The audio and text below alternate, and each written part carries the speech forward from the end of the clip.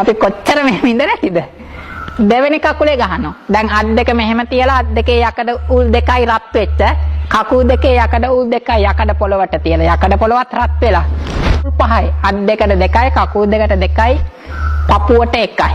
ඒ යකඩ උලුත් රත් වෙලා එලලා තියෙන පොළවත් රත් වෙලා වටපිටායනොත් රස්නේ. ඊට පස්සේ මස් කඩාගෙන යනකොට ඒකත් වේදනාවයි. හැම පැත්තෙම වේදනාවයි. අවීචි කියන්නේම ඒකනේ. අවීචි කියන එකේ අර්ථ කියන්නේ අර්ථ තුනක් තියෙනවා. පළවෙනි එක තමයි සත්වයෝ.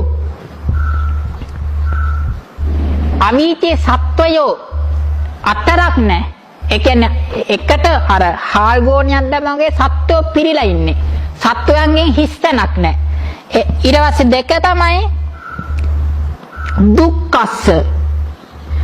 දුක්ඛස්ස දුකෙන් අතරක් නැහැ. නිරතුරුවම කායික දුක. නිරතුරුවම කායික දුක.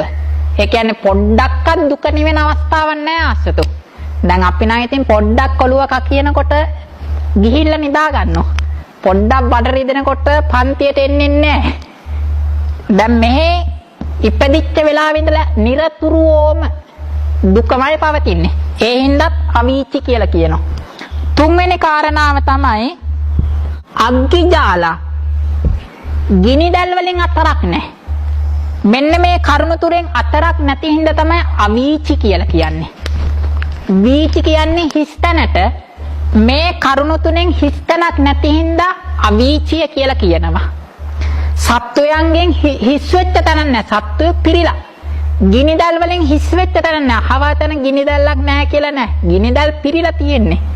ඊට පස්සේ දුකෙන් හිස් වෙච්ච අවස්ථාවක් නැහැ. නිරතුරුවම ඥාන රතන අධික දුක. මේ කරුණු තුනෙන් හිදසක් නැති හින්දා අවීචි කියලා කියනවා. එතකොට මේ මෙතෙන්දී තාම අවීචියට ගිහිල්ලා නැහැ. අවීචින් එළියේ මේ ඉන්නේ. අවීචින් එළියේ දෙන දරුවමක් තමයි මේ කියන්නේ උත්තර වංශාසතු. මේ බුදුරජාණන් වහන්සේ දේශනා කරන්නේ මම නෙමෙයි ඈ. ඒ අපාය ගිහිල්ලා ඉපදිච්ච සතා තත්තේහි දුක්ඛ තිප්පා කටුකා වේදනා වේදේති. තිප්පා කියන්නේ තියුණු, කටුකා කියන්නේ කටුක ඉවස ගන්න බෑ. අපි මට ওই පහුගිය දවස්වල තමයි තේරුනේ. බොහොම පරිස්සමෙන් සේලයින් කට්ටක් ගන්නකොට ඉවස ගන්න බෑ. මැදපු එකක් හිමින් සැරේ ගන්නකොට වේදනාව අඩුයිනේ. දැන් අහේ එහෙම නෙවෙයි. තත්තං අයෝ කියලා. එතකොට මේ සේලයින් කට රත්නේ නෑනේ. ඒක විදිනකොට මේ හැම කැඩෙනකොට අපිට දරා ගන්න බෑ. අනිත් එක නිරයේ ඉපදුනයින් පස්සේ ඒ සත්තුන්ගේ හැම මෙච්චර හයිය නෑ. ධර්මයේ කියන්නේ නෙළුම් මල් පෙත්තකින් මෙහෙම ගැහුවොත් පොරවෙන් ගැහුවා වගේ කැඩිලා යනවලු ඇඟ. ඒ තරම් සියුම් ශරීරයක් තියෙන්නේ. එතකොට ඒ වගේ සියුම් ශරීරයක රත් වෙච්ච යකඩ උලක් ගහනකොට කොයි වගේ දුකක් උපදිනවද? මේක එක තැනක මේක අත් දෙකේ කකුල් දෙකේ මැද උරේ පස් පොලකින් කඩාගෙන යන්න ගහන්නේ.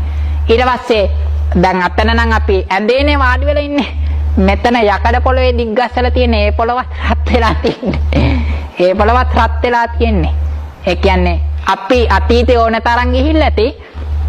මේක සම්පූර්ණ තියෙන තාක්කල් අනාගතයේ ඕන තරම් වාර යන්න පුළුවන් වරෙන්තුව අපි තුල තියෙනවා. ඒ කියන්නේ hina වුණාට හරියන්නේ නැහැ. මේ తాවකාලිකව අපි මේ බේරිලා ඉන්නේ. හේතුව සහිතයි ඥාන දර්ශන. හේතුව සහිතයි. දැන් කෙනෙකුට හිතෙන්න පුළුවන් නේ මෙච්චර දුක් දුන්නොත් නම් ඉතින් විනාඩියෙන් මැරිලා යයි කියලා. එහෙම නෙමෙයි ඥාන රතන. අපාය එහෙම නෙමෙයි. නච්චතාව කාලං කරෝති යාවනතම් පාපං කම්මං බයන්ති හෝති. අකුසල කර්මයේ ගෙවන තාක්කල් මැරෙන්නේ නැහැ. උල් කොටියක් ගැහුවත් අකුසල කර්මයේ ප්‍රබල තාක්කල් මැරෙන්නේ නැහැ. පණ තියෙනවා. ඒ විදිහට සුදුසු වෙලා තමයි ගිහිල්ලා උපදින්නේ.